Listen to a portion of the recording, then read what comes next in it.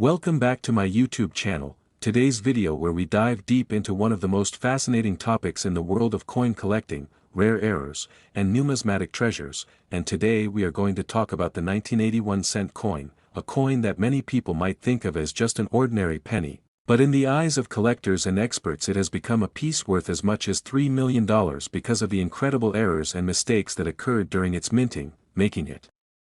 one of the most valuable Lincoln cents you could ever hope to find in your pocket change or in an old jar of coins sitting forgotten in a drawer, and in this journey we are going to explore why the 1980 penny, which was supposed to be just another mass-produced 1-cent coin with billions minted, can hold such extreme value, what types of errors and varieties make it rare, and why collectors are willing to pay extraordinary sums of money for it. So stay with me as we unravel the story of the 1980 penny that could turn into a life-changing discovery, because if you understand the possibilities, the mistakes, the double dies, the off-center strikes, the planchet flaws, the misaligned dies, the broad strikes, the clipped planchets, the repunched mint marks, the transitional errors, and every little possibility that could occur during the minting process, you will begin to see why the 1980 penny is not just a small copper-colored coin but potentially a ticket to fortune. And to start with, we need to understand the context of 1980, a time when the United States Mint was still producing pennies primarily out of 95% copper and 5% zinc, unlike later years after 1982 when the composition shifted to a primarily zinc core with a thin copper plating, which means the 1980 penny already has intrinsic value in terms of its metal content, since copper itself has become increasingly valuable over time. But beyond that, the real treasure lies in the minting mistakes, and collectors know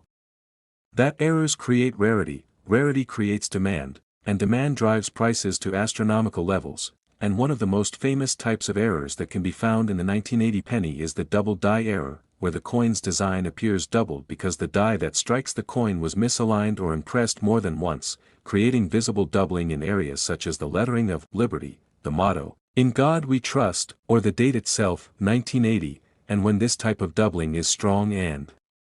visible without magnification, collectors call it a major double die, and those coins can command prices well into the tens or hundreds of thousands, but when combined with the rarity of the 1980 penny and demand for pre-1982 copper cents, it is no exaggeration to say that a particularly dramatic double die example could be valued at millions, especially when discovered in pristine condition with no wear, certified by grading services as mint state or even red gem quality. And then we have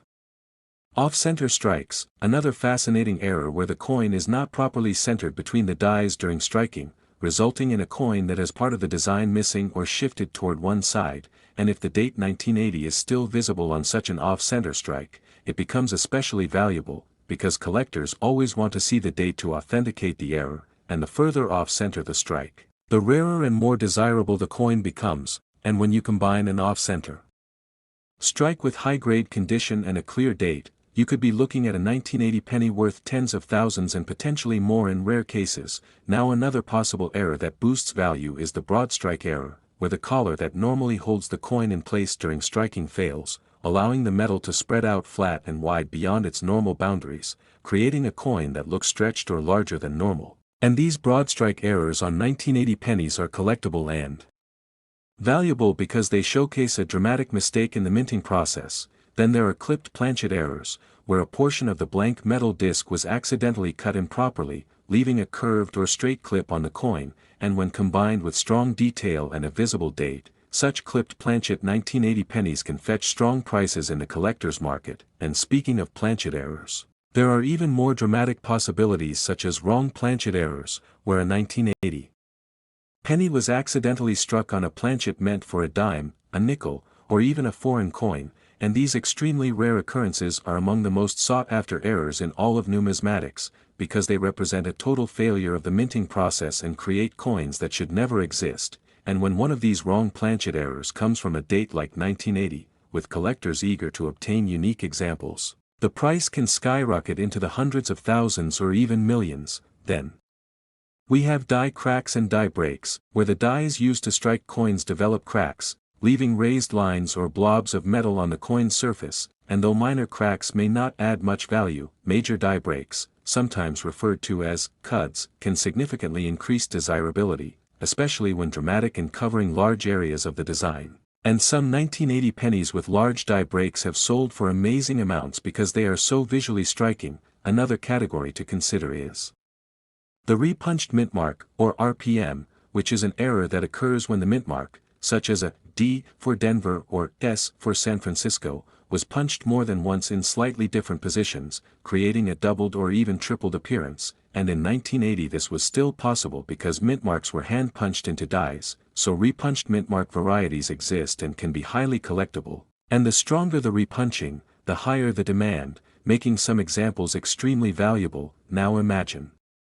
a scenario where a 1980 penny combines multiple errors, such as a double die with an off-center strike or a broad strike with a clipped planchet, and suddenly the rarity and uniqueness skyrocket, making it a one-of-a-kind specimen that collectors will fight over, driving the price into the millions. And this is why stories circulate about a 1980 penny being worth $3 million,